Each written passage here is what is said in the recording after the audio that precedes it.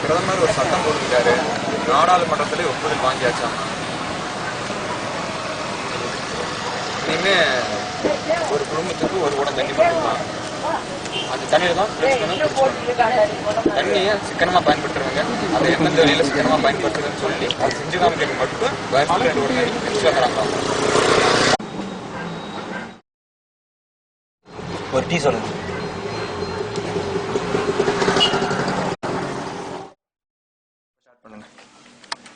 நாம் இன்னைக்கு குடிக்கிற தண்ணீர் 2015 அதற்கு முந்தைய ஆண்டுகளில் பல வழிகளில் இருந்து பெறப்பட்டது. அது எப்படின்னா ஏரி, குளம், வாய்க்கால், ஆறு இவைகளின் மூலமாக பெறப்பட்டது. இவை அனைத்தும் பல்வேறு சுவைகளையும் பல்வேறு தனித்தன்மைகளையும் கொண்டது. கடல் வழியாக பெறப்பட்ட தண்ணீர் உப்பு தண்ணீராக இருந்தது. அந்த தண்ணீரை குடிப்பதற்கு மட்டுமல்லாம தண்ணீர்லயே தொழிலை ஆரம்பித்து வெற்றி பெற்றாங்க. அதுக்கு உதாரணம் கேட்டீங்கன்னா மீன் பிடித்தல் தொழில்.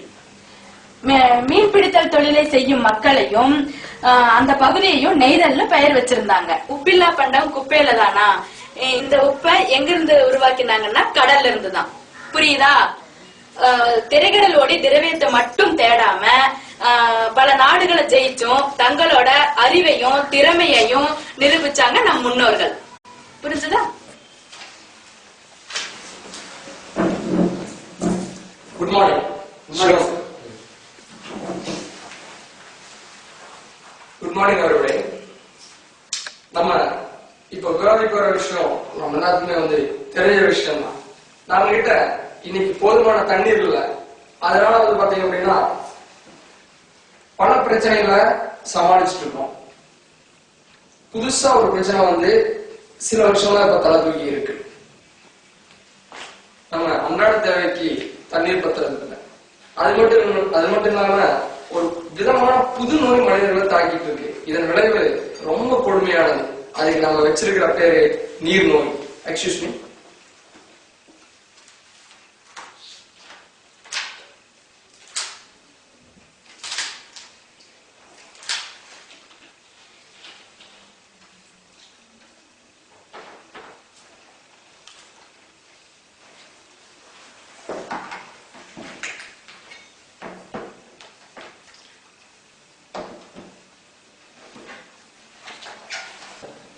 Please say it.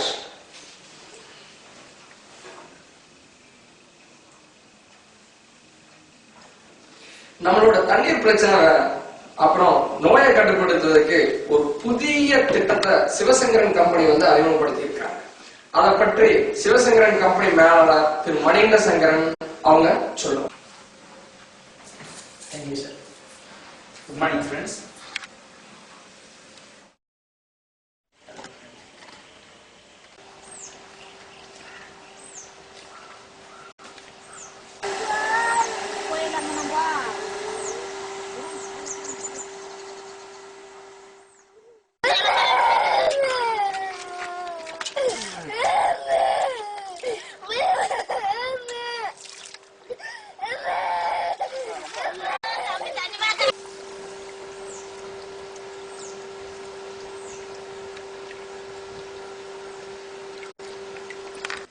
எங்களோட கம்பெனி ஒரு புதிய ஃபார்முலா வந்துச்சிருக்கு.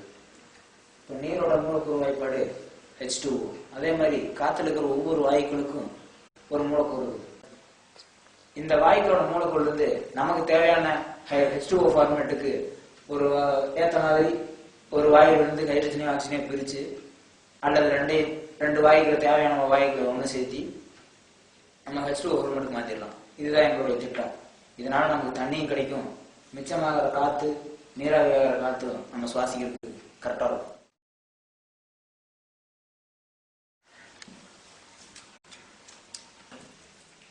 இதனால நமக்கு தண்ணியும் கிடைக்கும், கூடவே அந்த நீர்நோய்க்கு ஒரே மருந்து தண்ணி மட்டும்தான்.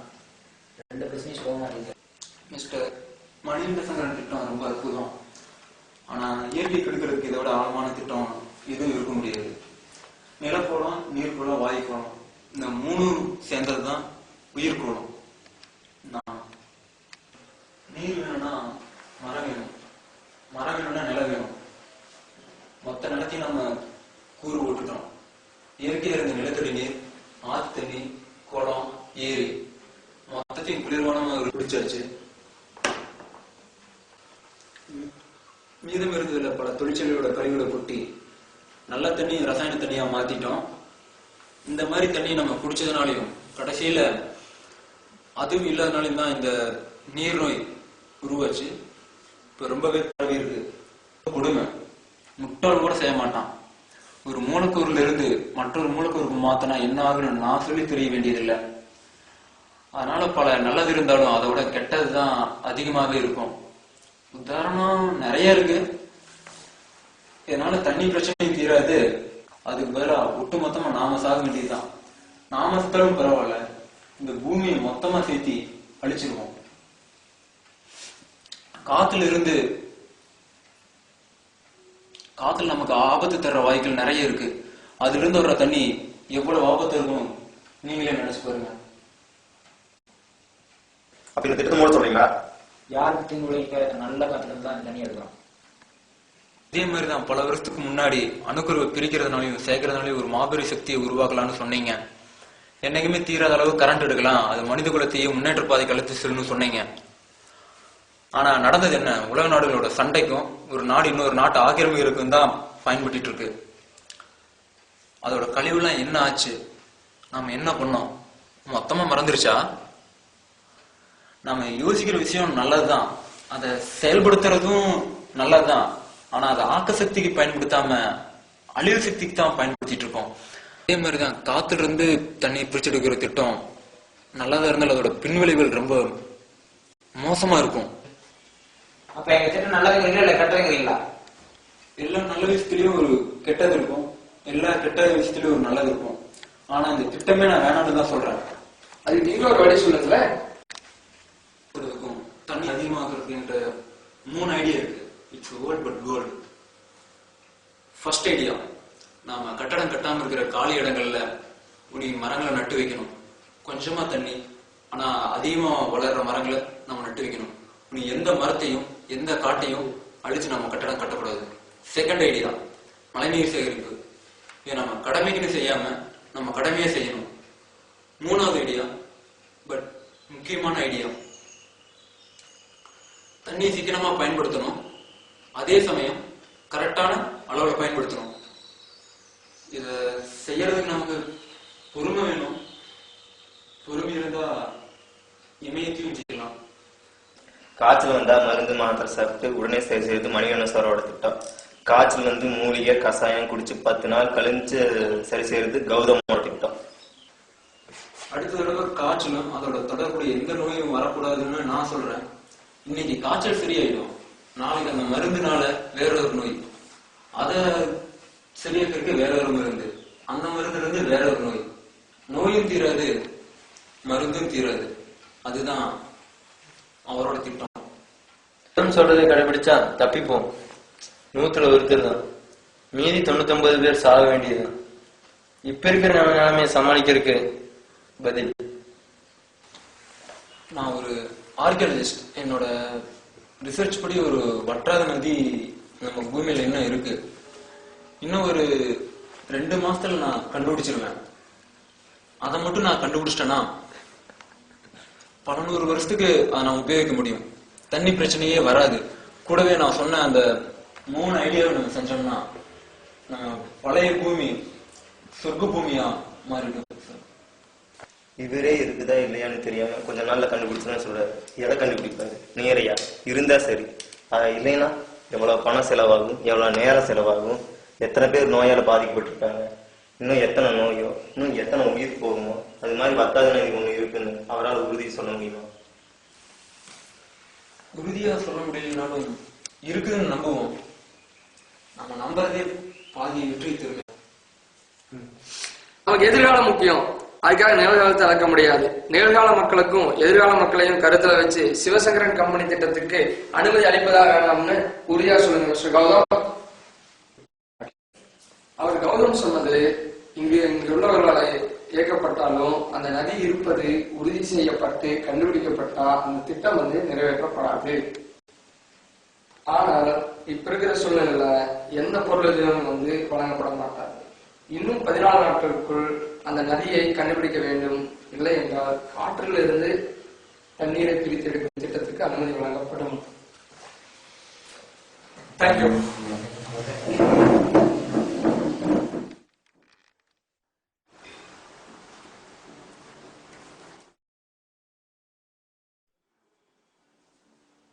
ஹலோ,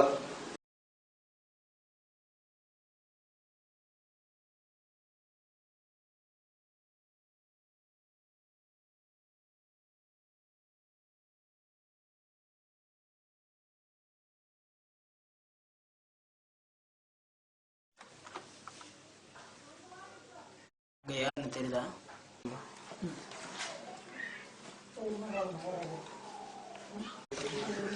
கெட்டவங்க. கெட்டவங்களா? நல்லவங்களா இருந்தா என் கையும் கண்ணும் கட்டப்பட்டிருக்காது. எங்க கூட சேரலாம். சேர முடியாது. அப்ப கண்ணும் கையும் கட்டின மாதிரி சாக வேண்டியதுதான். கட்ட வந்துட்டு பேசுங்க. மிஸ்டர் கௌதம், நான் சிவசங்கரன் கம்பெனியோட சிஇஓ.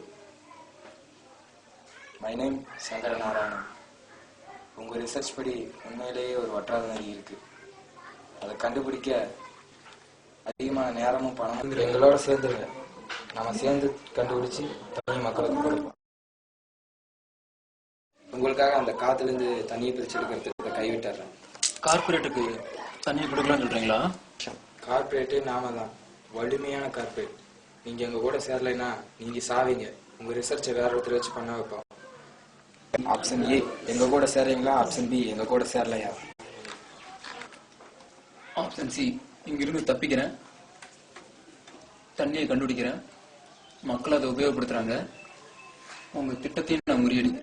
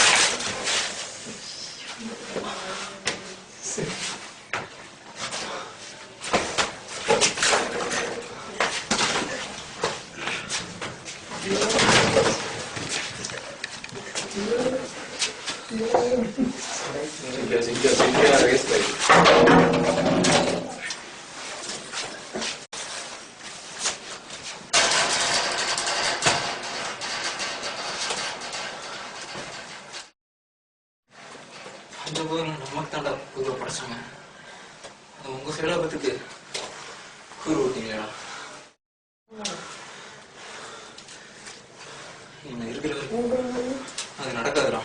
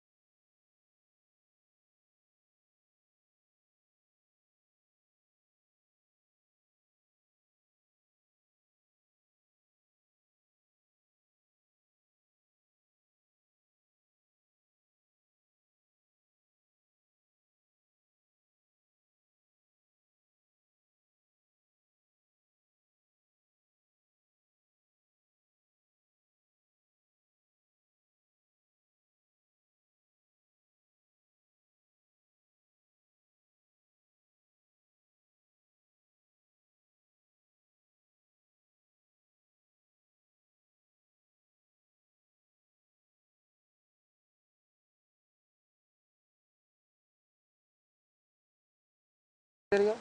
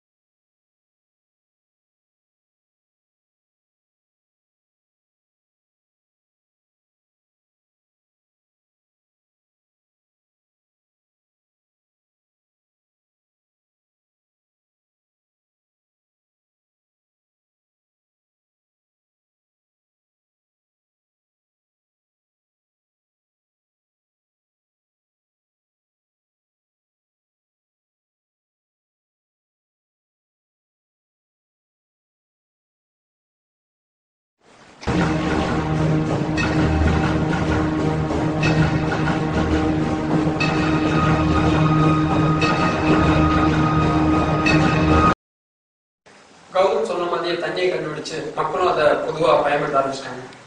ஆனா நம்ம திட்டம் இன்னும் நிறைவேறி. கௌதம் ஜெயிச்சிருக்கலாம் சார், நம்மளும் திட்டத்தை நிறைவேற்றியாச்சு. ஆனா மறைமுகமா தான். ஆனா அந்த கௌதம்